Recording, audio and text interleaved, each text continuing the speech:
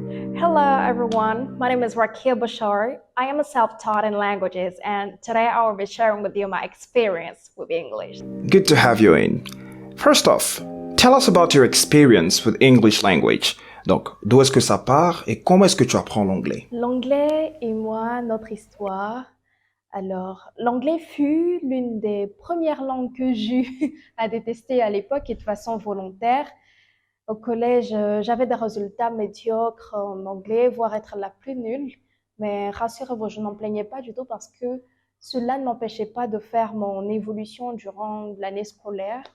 Mais aussi, étant donné que j'étais une élève consciencieuse et n'ayant connu aucune faute de parcours, ma phobie, si je peux le dire, était bien sûr d'en connaître, être conduit en conseil de discipline, reprendre une classe et autres. Donc, c'est dans ce sens-là que j'ai pensé à anticiper en me renseignant sur les épreuves de fin de cycle, le brevet. Et là que j'apprends que l'anglais, il fait partie à l'oral, à l'écrit et compte énormément. Là, c'était le déclic. J'ai dit, toi, l'anglais, tu vas pas me traîner dans la boue, on va s'aimer. Et donc, je me suis imposé une discipline et je m'étais fixé pour objectif de parler l'anglais mieux que les natifs. En fait, comme le dit si bien l'adage, il faut toujours viser haut. Tout à fait.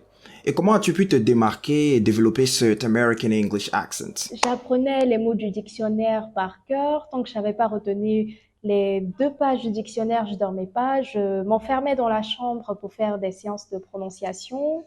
Je faisais des lectures à haute intelligible voix. Je me parlais aussi à moi-même en anglais dans ma tête et quand je ne trouvais pas la signification de ce que je voulais exprimer, je l'ajoutais en surplus aux mots à apprendre le soir.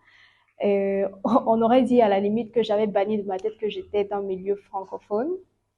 Et donc, au bout d'un moment, j'avais des retours venant d'amis de classe, de professeurs, comme quoi mon anglais avait un petit quelque chose. En fait, c'était le potentiel que j'avais accueilli sans le savoir.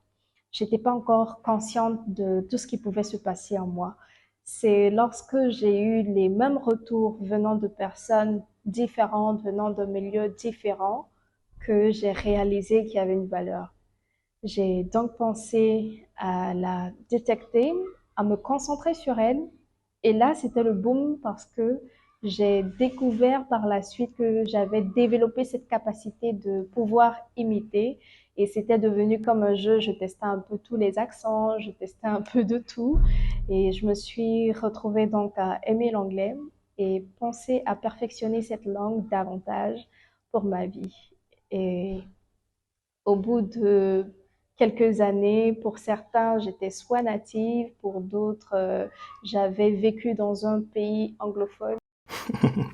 Et at the end of the day, quelle leçon tires-tu de cette expérience avec l'anglais? J'étais très heureuse d'avoir eu à expérimenter si tôt que tout est possible. Et en tout, il faut ajouter de l'organisation, de la discipline, avoir un esprit positif et aussi avoir la vision parce qu'on ne devient que ce qu'on pense de nous-mêmes. Effectivement, you said it all. Je pense que l'apprentissage de l'anglais s'étend au-delà du fait d'obtenir cet outil de communication, de travail, et contribuera à renforcer votre self-esteem. Vous savez, la confiance en soi est bâtie sur les réalisations personnelles. Voici un exemple de réalisation personnelle qui vous fera gagner énormément en confiance. Alors, on s'y met?